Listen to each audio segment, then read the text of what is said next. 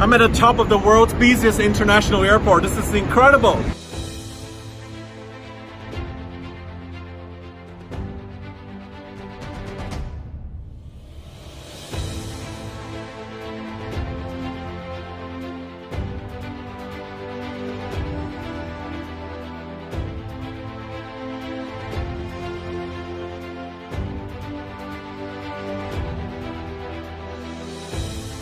This has been my 7 years of dream in the UAE, to visit the top of Dubai International Airport at the Air Traffic Control Tower.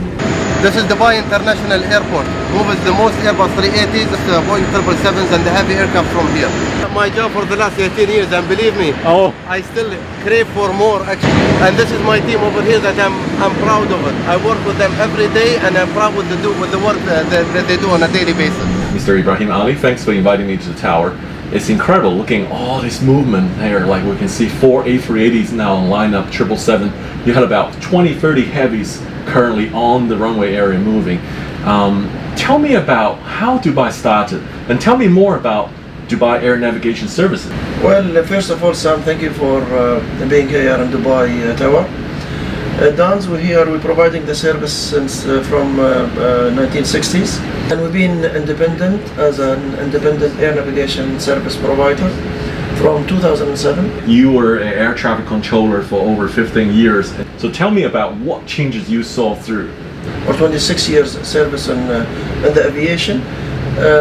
Of course, the business was not at this size previously. We're growing year after year.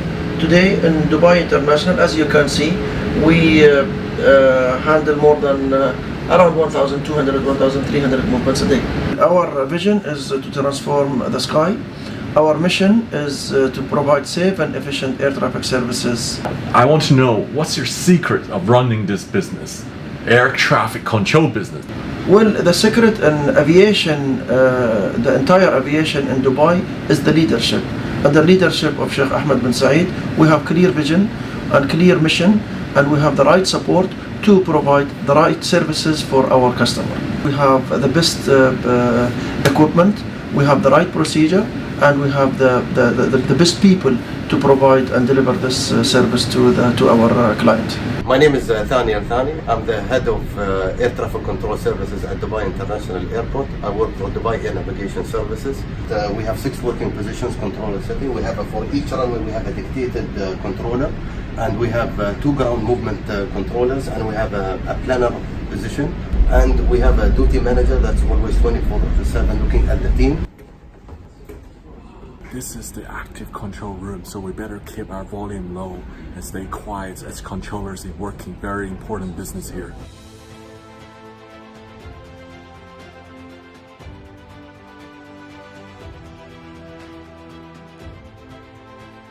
Emirates 380 on a 3-mile final, cross runway 12 left behind. JetAirways 542, taxi holding point November 2, hold short runway 12 left. Emirates 242 after vacating. Emirates 242, hold November Delta.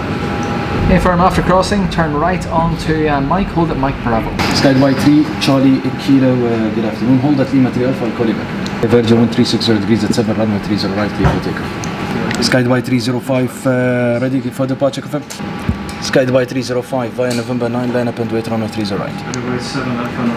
My name is Hassan Shaheen, I'm a duty manager.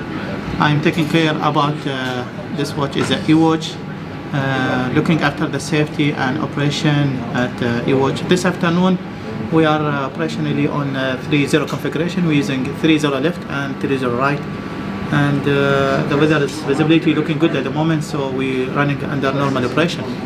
My name is Simon. I'm doing ground 1, we call it. I'm doing concourse A, B and C here at Dubai, and we've split it up into 2 positions. And Jacob over here is doing ground 2. He's doing the northern concourse, which is a lot of fly to by, some of the cargo. He's also doing concourse Delta out to the west. Hi, my name is Marcus, and this hour here I'm in charge of clearance delivery. Basically on the left side here we have all aircraft which are pending, all flight numbers which are pending in the next hour. Then once the passenger boarding the aircraft, the pilot will make his initial call to me here. I will issue the generic ATC clearance to his destination, which includes also the transponder code and the departure route. So the pilots can either request the clearance by voice, or he can request the clearance by electronic means, where we then submit the clearance electronically through his ACARS in the cockpit directly. And then he will only talk to me once he's ready. To Baghdad, Romeo 30, read up 1 Foxtrot, 4,000 feet, squawk 0535, information is uniform. What does this mean? This is, the instrument landing system. This is for the north runway, and this is for the south runway. Right. And this is direction. When it's landing, this direction give you 1 to left, and the other direction, the right runway. No landing on the right side, only on the left side. The localizer, the middle marker, and DME glide path. So if it shows green, that means normal. The ILS fully serviceable. Category 3 ready. Yeah.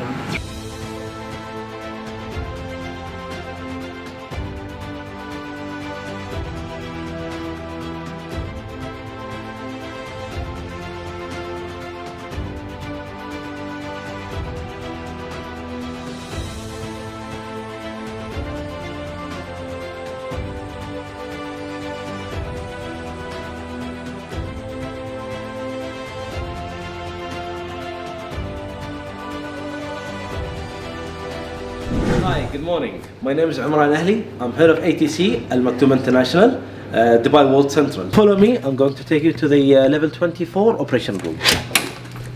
This is exciting, going up to the top of Dubai World Central Airport. I'm looking forward to see what the view's like. This is the operation room. We have 2 positions. Position 1 is aerodrome control, which he controls the runway and a bit of the airspace above. And the other position over there, we have it ground movement control. Echo Mackintown, roger. Across the runway, join on a left downwind for runway 12.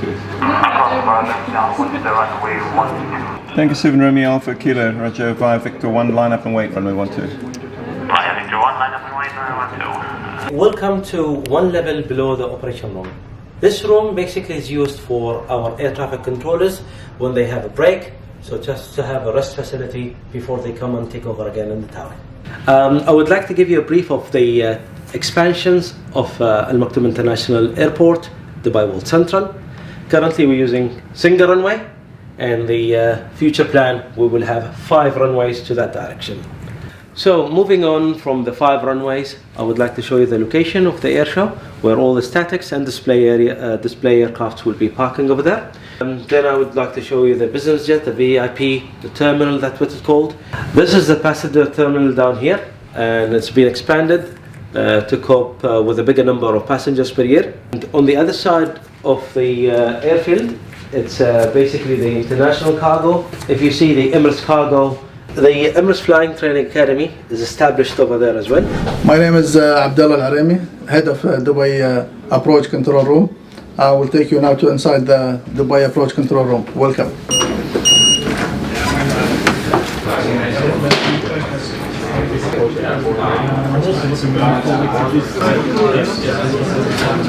Our main responsibility, maintaining the safety of all traffic in and out of Dubai. We manage 5 international airports: Dubai, Al Maktoum, Sharjah, Ras Al Khaimah, and Fujairah.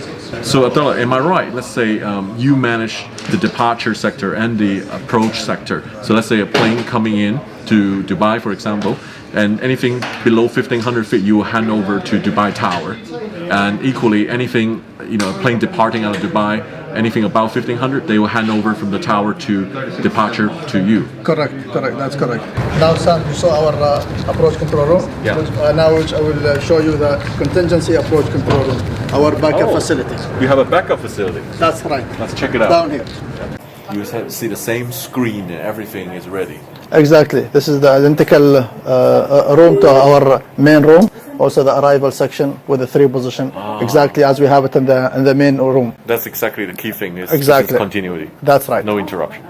Now I'm with Mr. Mohammed Al Amiri. He's the aerospace management head at DANS, which is in charge of procedure design. So now let's talk about the procedures here. I understand DANT have several big achievements over the last 12-18 months. Could you share with me? Let's talk basically about two of the main projects that we've accomplished. The first one is the RRSM, which is the Reduced Runway Separation Minimum. The concept behind it was to reduce the separation between landing aircrafts and departing aircraft, especially between different weight category aircrafts. For example, if you have a heavy aircraft followed by a small aircraft, the wake turbulence definitely will affect the aircraft behind. So this is one of the projects that Dan took the initiative to implement in UAE, and helped a lot in reduction of the separation between aircraft. The second achievement is the approach peak offload. The main idea behind it is to use the second runway to offload some of the traffic. That's right. And able to accommodate more extra traffic. You can have a plane that can land on one of the departure runway while the departure runway is not so busy, so you can offload them. The CO2 emissions was reduced by 447 tons per day. Wow, that's huge. That's reduced to 447 tons per day. And we had 40% reduction in the arrival delays. 2017 was a big year for the aviation industry in the UAE. We've implemented the airspace restructuring project, which the concept behind it actually for the first project which was implemented is to accommodate the increase of traffic until the year of 2020. The whole airspace was redesigned. That's not a small project to design the whole airspace. We're talking about major airports plus the whole FIR, and that also accomplished a lot. It helped us a lot to accommodate the extra traffic. Hi, I'm Clay Willing. I'm the Head of Air Traffic Engineering at Dubai World Central, Al Maktoum International. In this cabinet we have the radar and voice recording capabilities for the air traffic control tower. A lot of people know that there's a black box in all the aircraft, and this equipment is the black box for the air traffic control. So any communication, whether it be telephone or radio transmission, is recorded on the device and able to be played back later for investigation purposes. These two rows of cabinets beside me now are what are basically driving the air traffic management system. These are the radar displays for the approach control center. This is where the majority of the work is done, combining all the flight plans, the radar data, and the information being transmitted by the aircraft that the air traffic controllers then use in the radar center to vector the aircraft onto the landing. Most people don't understand is that the majority of landings nowadays are not manual. The pilot's not hands-on landing his aircraft 100% of the time. The vast majority of your landings is actually covered out by our systems on the ground. We have a localizer at this end, and we have a glide path at this end, which form an imaginary beam in the sky that the autopilot of the aircraft locks onto and follows down to land at the threshold and successfully taxi safely along the centre line of the runway.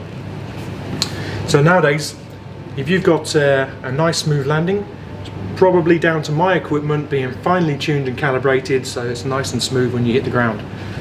If it's a bit bumpy, it's probably the pilot. My name is Mu'tasim Al-Swaini.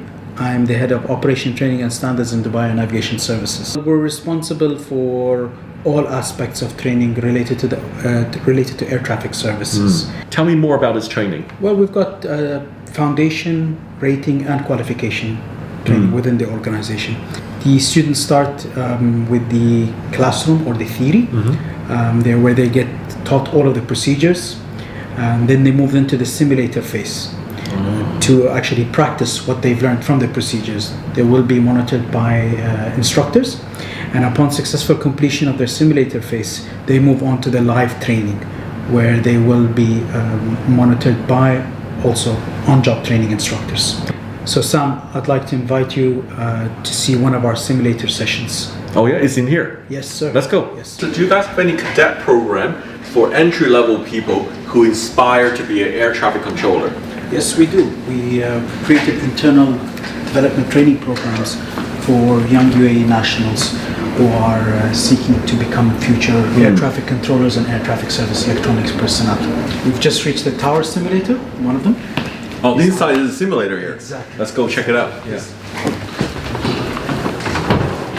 Our simulators are an exact replica to the operations. We don't only utilize our simulators for training, but we also use the simulators to validate procedures, future projects, and conduct safety cases.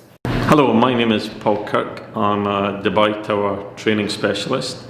We used the Tower Simulator, which is the largest 360-degree simulator in the world, for a great deal of our training. Live training of new controllers before they go into the tower. And we also use it for annual emergency training. And I'll just quickly show you some of the cool things that we have here. We have electronic strips. Years ago in air traffic control, we used to use paper strips where people would have to handwrite them. So when an aircraft calls and asks for its clearance, for example this Sky Dubai aircraft to Jeddah, we can actually input the clearance using this system. Jeddah, a particular standard instrument departure level, generally 4,000 feet, and a squawk which allows us to see the aircraft on the radar screen. We can check the aircraft type and the stand number that the aircraft is on, and once we're happy that he's read back the information correctly and in full, once the aircraft has read back his clearance correctly and reported ready for start, with one touch of the button, the strip is automatically transferred to the ground controller so that he can be issued with a pushback and start clearance. What we're doing right now, the position I'm working in, is the 1-2 right departure runway. So basically we're trying to get as many planes airborne as we possibly can. So this is our departure sequence. The progress board electronic strips will show what order we want to depart the planes in. So this Emirates 6 Victor Hotel A380 for London Heathrow is going to be the next guy.